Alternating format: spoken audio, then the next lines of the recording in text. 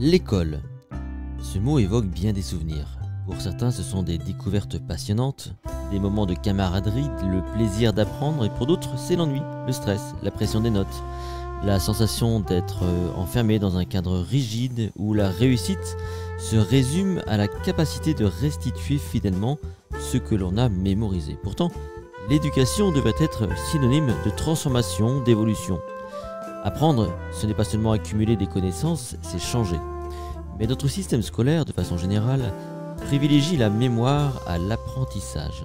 Par son système contrôlant, c'est-à-dire de notation, il ne cherche pas forcément à nous faire évoluer, mais à nous faire retenir, stocker des informations pour les restituer au bon moment. Dès le plus jeune âge, on inculque aux élèves une logique où la note devient plus importante que la compréhension. On apprend donc surtout à avoir de bonnes notes. Et pour ça, on développe des stratégies de mémorisation efficaces sur le court terme. Des fiches de révision, des récitations mécaniques, du bachotage intensif avant un contrôle. Mais une fois l'évaluation passée, que reste-t-il ? Eh bien, pas grand-chose. On oublie rapidement ce qu'on n'a pas réellement compris ou expérimenté. L'objectif n'est pas d'intégrer durablement une connaissance, mais de répondre aux exigences d'un système qui récompense la restitution immédiate plutôt que l'assimilation profonde. Et si vous vous en doutez, alors comment expliquer par exemple qu'un élève qui commence aujourd'hui à s'initier à l'anglais, au primaire donc, ne sort pas bilingue en terminale ? Mémoire, école et apprentissage, c'est le sujet du jour.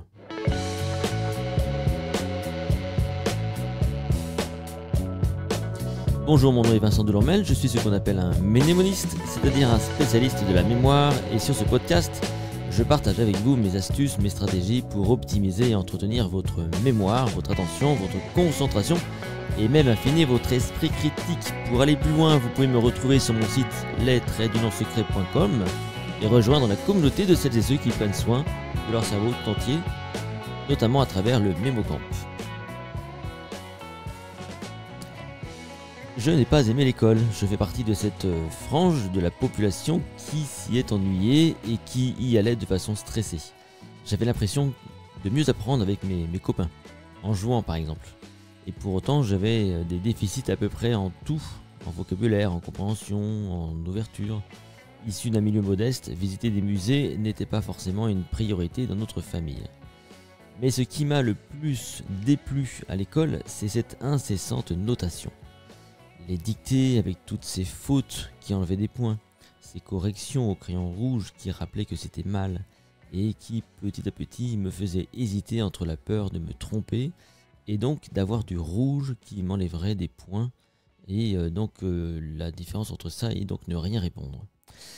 Et si vous me demandez ce que j'ai appris à l'école aujourd'hui avec le sujet que je traite depuis 30 ans donc sur la mémoire, eh bien je vous réponds peut-être un peu de discipline.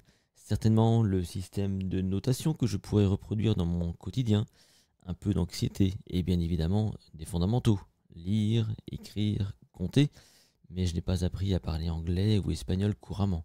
Je n'ai pas appris à raisonner correctement dans mon quotidien, car non, désolé, résoudre un problème mathématique ne permet pas forcément la transversalité. Éventuellement une rigueur dans la démarche de démonstration, mais qui applique cette démarche dans la recherche d'informations au quotidien, dans un monde où nous sommes bombardés de surinformations notamment. Alors aussi, je le dis haut et fort, l'école n'est pas à mon avis un lieu d'apprentissage, mais plutôt de mémorisation. Alors en soi, ça n'est pas grave, sauf si on s'attend à ce que l'élève apprenne, et ça me rappelle justement cette anecdote qui se passe donc en 2020. En début de cette année, juste avant le confinement, je suis invité à m'exprimer devant des enseignants d'un lycée à Rennes.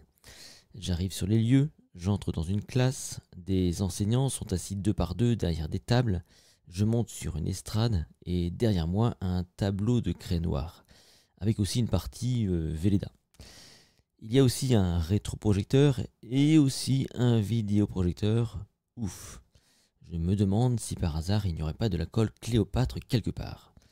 Je suis donc sur l'estrade et tout en regardant les enseignants, je leur dis « C'est amusant, 30 ans plus tard, finalement rien n'a changé. » Car oui, j'étais sorti du système scolaire une trentaine d'années auparavant et le constat était là et bien là, cette école était toujours la même dans un monde différent. Je propose donc aux enseignants de fonctionner par questions et réponses. Et là, une prof de maths lève la main. Elle est plutôt en fin de carrière et elle me demande: expliquez-moi comment on fait pour que les élèves apprennent les mathématiques. Ce sur quoi je lui réponds du tac au tac: et je ne sais pas. Est-ce que l'école est un lieu d'apprentissage ou de mémorisation?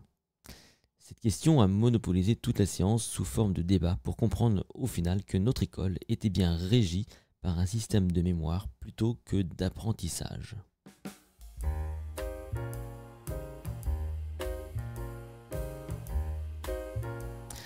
Qu'est-ce qu'apprendre?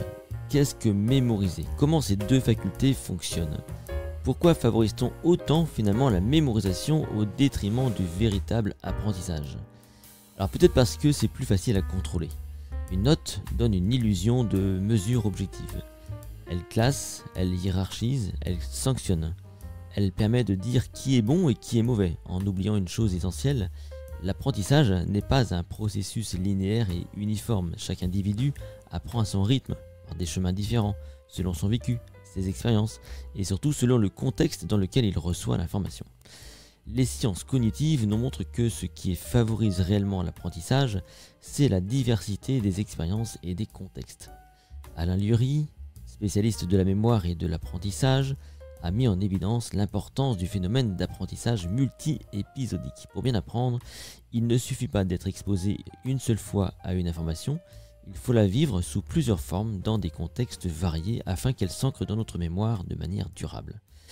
Prenons un exemple concret. Un élève qui découvre la Révolution française dans son manuel scolaire et qui lit un texte sur la prise de la Bastille et qui apprend par cœur les dates clés pourra, avec un effort de mémorisation, ressortir ces informations lors d'un contrôle.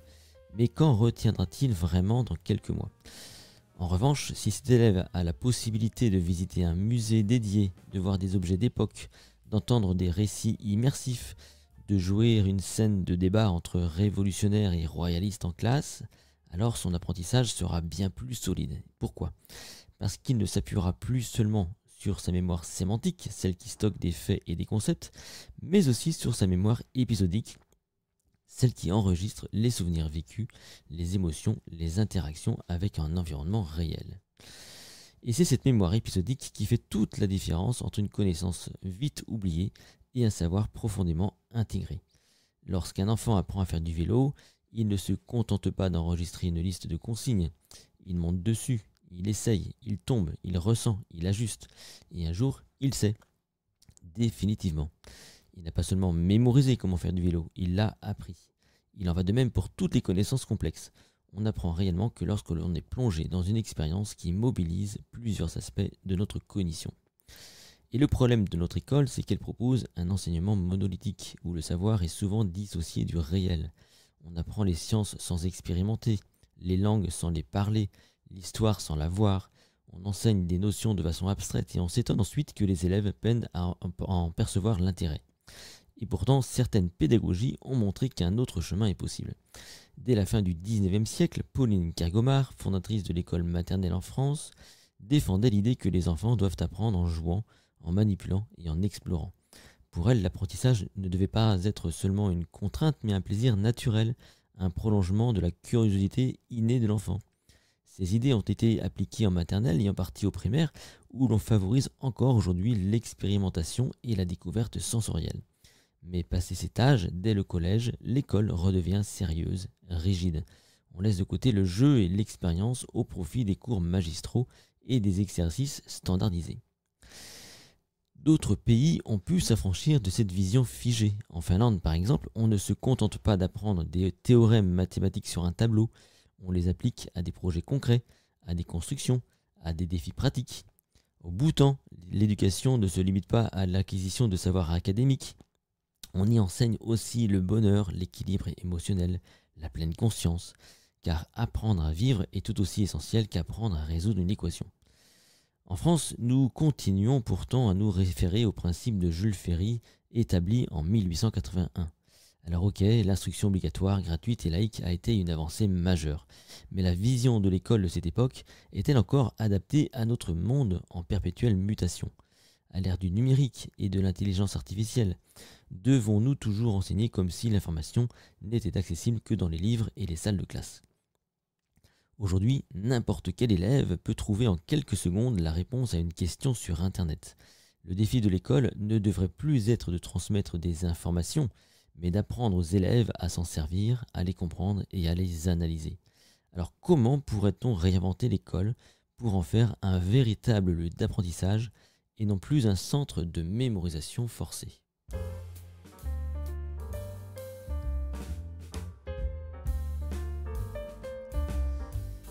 Le saviez-vous?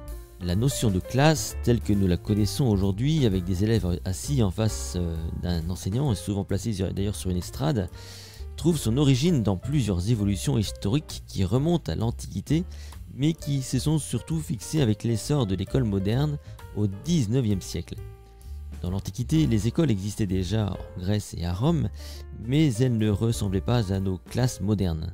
Chez les Grecs, les sophistes et les philosophes enseignaient en petits groupes, souvent à l'extérieur, dans des lieux publics comme l'agora. À Athènes, les écoles de Platon ou d'Aristote, Platon c'est plutôt l'académie et Aristote le lycée, fonctionnaient plutôt comme des cercles de discussion où le maître et les disciples échangeaient en marchant.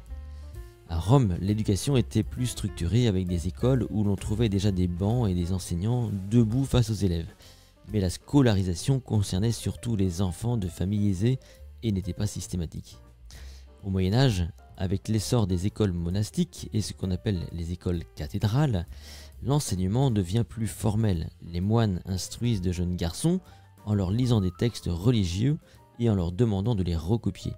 Et c'est dans ce cadre que commence à se structurer une forme de classe avec un maître qui enseigne debout pendant que les élèves sont assis sur des bancs ou sur des pupitres. À partir du XVIe siècle, l'ordre des jésuites joue un rôle clé dans la formalisation du système éducatif. Ils mettent en place un modèle de classe très structuré où l'enseignant est clairement séparé des élèves, souvent en position dominante, pour mieux capter leur attention et maintenir la discipline. Ce modèle se généralise en Europe et influence les écoles laïques qui émergeront plus tard. L'école telle que nous la connaissons aujourd'hui est une invention du XIXe siècle avec les grandes réformes donc de Jules Ferry en France. Donc c'est aux alentours de 1881-1882. Donc ces lois rendent l'école gratuite, obligatoire et laïque, ce qui entraîne une explosion du nombre d'élèves scolarisés. Il devient alors indispensable d'organiser l'enseignement de manière efficace pour accueillir ces grands groupes d'enfants. Et c'est dans ce contexte que le modèle de la classe en rang, avec un enseignant sur une estrade, s'impose car il permet de maintenir l'ordre et la discipline dans une salle remplie d'élèves, d'assurer une transmission frontale du savoir dans une logique où l'enseignant est celui qui sait et les élèves ceux qui écoutent, et de faciliter l'évaluation et le contrôle des élèves par un système de surveillance rigoureux. L'école doit former des citoyens disciplinés, capables de s'adapter aux exigences du travail en usine ou dans l'administration. L'enseignant, placé sur une estrade, symbolise l'autorité du savoir et la nécessité d'une transmission descendante, sans réelle interaction entre élèves. Alors aujourd'hui, ce modèle de classe frontale est de plus en plus critiqué. Les sciences cognitives montrent que l'apprentissage actif, basé sur l'expérimentation et l'échange, est bien plus efficace que la simple écoute passive. Certains systèmes éducatifs, comme en Finlande ou dans certaines écoles alternatives comme Montessori ou Freinet, privilégient des salles de classe plus flexibles, où les élèves travaillent en petits groupes, bougent et participent davantage. Mais malgré ces évolutions, le modèle de la classe traditionnelle, avec l'enseignant en position dominante face à des élèves assis en rang et qui écoutent, reste encore très ancré dans de nombreux pays, notamment parce qu'il est plus facile à gérer dans un cadre scolaire de masse.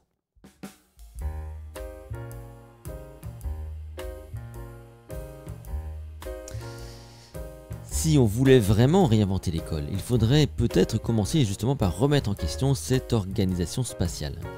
D'abord en diversifiant les contextes d'apprentissage. Plutôt que d'enseigner une notion de manière unique dans un cadre statique, il faudrait la multiplier sous différentes formes, à travers des expériences de terrain, des jeux de rôle, des débats, des mises en situation concrètes.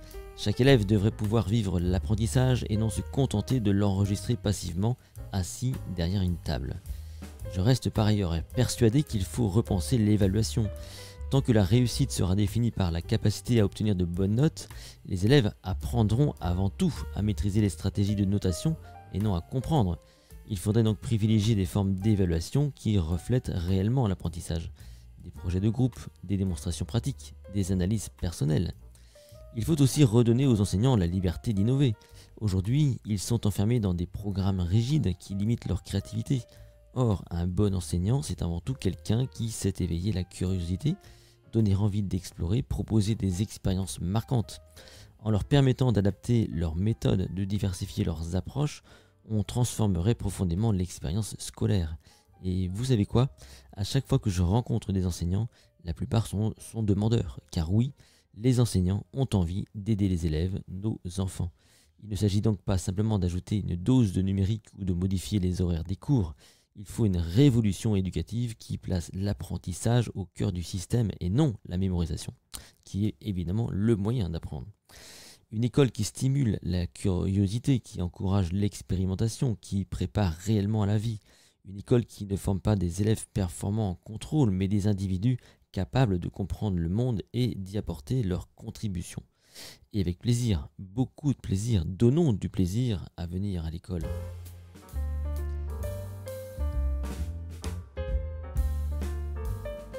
Et pour conclure, retenons que l'école conditionne les élèves à obtenir de bonnes notes. Et dans ce sens, elle favorise plutôt la mémorisation qu'il ne faut pas confondre avec l'apprentissage. Et ça devrait nous interroger. Ce regard critique nous ramène aussi à l'héritage de pédagogues comme Pauline Kergomar, qui, il y a plus d'un siècle, prônait déjà le jeu et l'expérimentation comme vecteur d'un savoir véritablement vivant. Les sciences cognitives nous montrent d'ailleurs que nous apprenons mieux lorsqu'un savoir est ancré dans plusieurs expériences, lorsqu'il est vécu et non seulement transmis de façon abstraite. Pourtant, notre école continue de s'appuyer sur des méthodes du XIXe siècle, privilégiant un enseignement frontal, normé et figé. Et pendant ce temps, ailleurs dans le monde, d'autres modèles éducatifs ont déjà intégré l'idée que l'apprentissage doit être un processus actif, engageant, en lien avec la réalité et les émotions de l'élève. Il est donc peut-être temps et urgent d'imaginer une école où l'on apprend autrement, où la curiosité est stimulée, où l'on expérimente au lieu de réciter, où l'évaluation ne devient plus un couperet, mais un outil de progression. Nous avons aujourd'hui toutes les connaissances pour transformer l'éducation. Les neurosciences nous éclairent sur les mécanismes de l'apprentissage. Les modèles alternatifs nous prouvent qu'une autre école est possible. Et donc la question n'est donc plus de savoir si nous devons changer l'école, mais comment nous allons enfin oser le faire. Parce qu'au fond, ce que nous voulons tous, ce n'est pas une école qui remplit des têtes, mais bien une école qui les ouvre. Cet épisode est maintenant terminé, merci de m'avoir écouté. Si vous avez apprécié son contenu, n'hésitez pas à le partager avec vos amis et à nous laisser un commentaire. À bientôt pour un nouvel épisode. Je vous rappelle que vous retrouvez l'intégralité des podcasts sur mon site lessecrets.com et évidemment plein d'autres choses, notamment le MemoCamp, à travers lequel vous pouvez aider vos enfants à performer à l'école de façon proactive. Merci à vous et à très vite.